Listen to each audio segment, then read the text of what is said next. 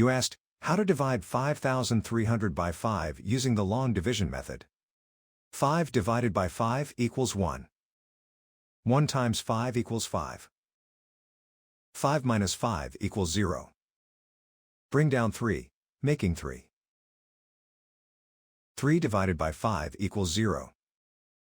0 times 5 equals 0. 3 minus 0 equals 3. Bring down 0, making 30. 30 divided by 5 equals 6. 6 times 5 equals 30. 30 minus 30 equals 0. Bring down 0, making 0. 0 divided by 5 equals 0. 0 times 5 equals 0. 0 minus 0 equals 0. The remainder is 0. The final result is 1060.